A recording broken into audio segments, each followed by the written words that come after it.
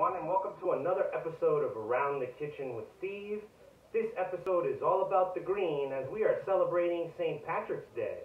And our dish for today is what we might call sausage and potatoes, but our friends in Ireland call bangers and mash. We're going to start with our potatoes first. I have 3 pounds of russet potatoes cut with the skin on. You can keep the skin off if you like. I prefer it with the skin on. And a cup of water. And most importantly, just make sure that those potatoes, when you cut them up, they're cut into quarters. That'll help things go much, much quicker. So you're going to want to put them in your electric pressure cooker. You're going to want to set the setting to high. You're going to want to put the timer to 10 minutes. While that's going on, we are going to work on our sausages and our gravy, and periodically we'll come back and check on the potatoes. So let's get our sausage going right after we press start. Alrighty, we have our potatoes in the electric pressure cooker. We have a skillet on medium-high heat with a ½ teaspoon of olive oil. And then we're going to throw our bangers into the pan. What we're looking to do is obviously cook the sausages all the way through in here. And then when we're done, we're going to save some of the excess oil and fat and yummy flavor that comes out of the sausages. And we're going to use that to make an onion gravy to put on top of the sausages, which will then go on top of our mashed potatoes. So this should take about 8 or 9 minutes. What you're going to want to do is occasionally turn them so they cook evenly. Once they're completely brown and cooked through, we're going to remove them, and then we're going to start the process for our onion gravy, which is really simple.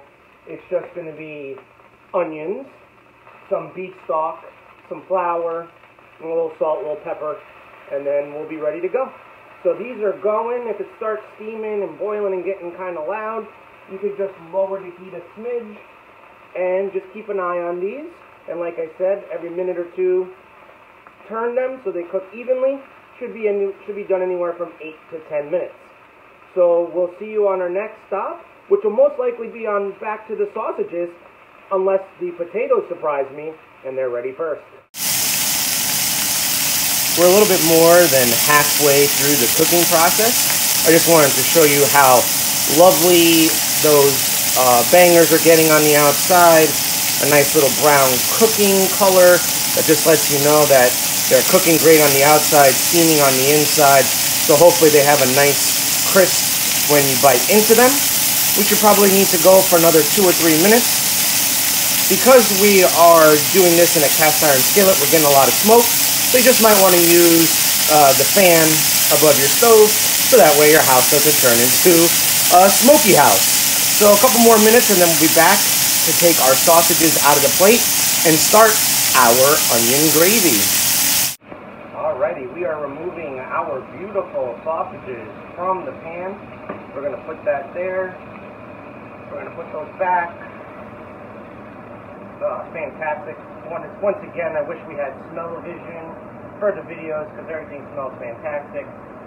When working with this, you might want to throw an apron on or wear some clothes you don't mind because you will get some splashback from the oil.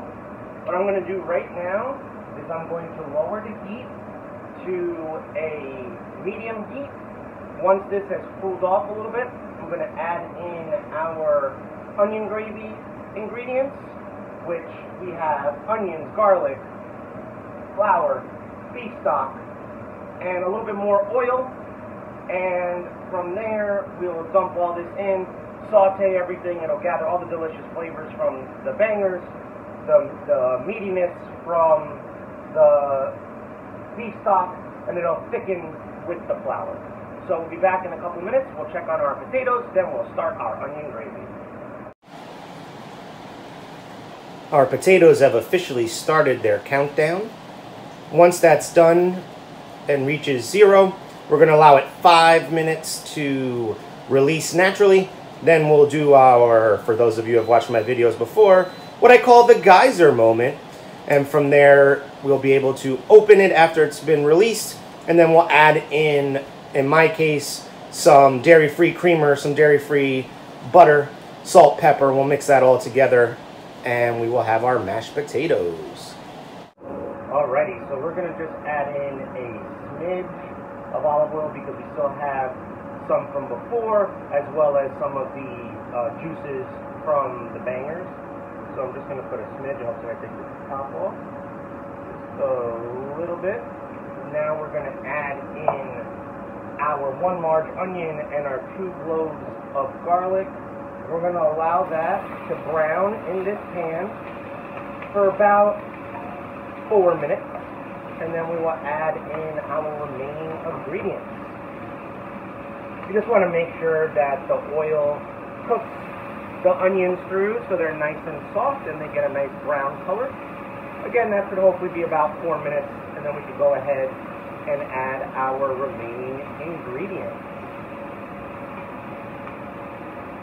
I will recommend that after making this dish, there will be quite a bit of cleanup, and just because you're going to have so much, like I mentioned, so much oil and juices from the meat splattering around, but it's very, very worth it, and it's something different to make, especially for St. Patrick's Day. So I'll allow this to go, and I'll see you in about 3.5 minutes when we add our other ingredients. Quickly running over to check on the potatoes. They have about 1 minute and 20 seconds left to go. Then we're going to allow for that 5-minute natural release. And then we will do our forced release and start working on adding our additional ingredients. Alrighty, our onions and garlic are looking fantastic. We're just going to add in our flour. This is our thickening agent. We're going to do that, and then we're just going to mix this all in so everything thickens together. This will take about 2 minutes, and then once that's done, we're going to slowly add in our beef stock.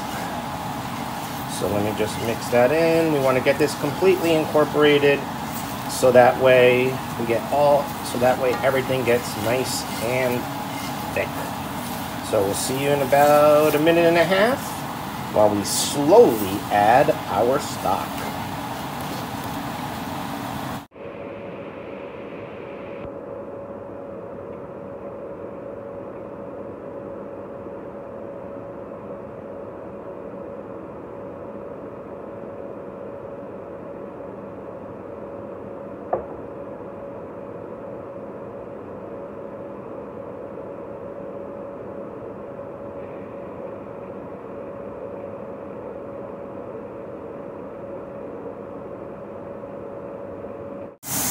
I have added in all of our beef stock.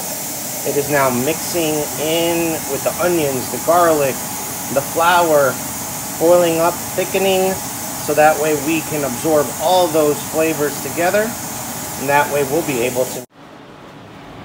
Alrighty, we're going to do our natural release. Once that is complete, we will open the lid, add in our extra ingredients, and start smashing away to make our mashed potatoes. Alrighty, we are taking the lid off. We will now be adding in 1 cup of non-dairy creamer, 4 teaspoons of softened butter. I went ahead and put that in the microwave for about 10 seconds just to make it easier to dump in. We will now go grab a masher, and we could go ahead and start mashing everything and adding in our salt and pepper. We have added in our salt and pepper, and we're going to start going ahead and mashing what is in our pot. The butter, the non-dairy creamer, or should I say, in my case, the fake butter and the non-dairy creamer are mixing in to add flavor and creaminess to the texture. So again, you can make this as smooth or as lumpy as you like your mashed potatoes.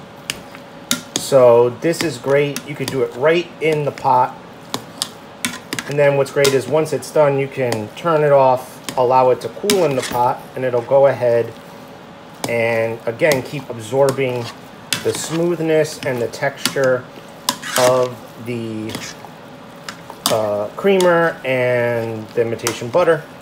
And then when you are done mashing and getting it to the consistency that you like, you now have mashed potatoes that take very, very little work. And when they come out of this, when the pressure cooker's over, what's great is you have super easily mashable soft potatoes that just take a little bit of elbow grease, and you have fluffy, delicious mashed potatoes. Again, if you like them creamier, feel free to add more creamer. If you like them buttery, go ahead and add some more. But I think for our purposes, because don't forget we're having gravy, that I think that this consistency of the potato is exactly what we're looking for. So I'm going to go ahead and make a finished plate, show you what it looks like, and dive right in. Here we have a little appetizer sized portion with a half a sausage, a scoop and a half of potatoes, and some gravy on top. Again, this is a fantastic dish to serve with St. Patrick's Day right around the corner. Or if you're just looking for a fast, easy dinner, this is something that's very easy to make. From me to you, happy St. Patrick's Day, and I hope to see you soon.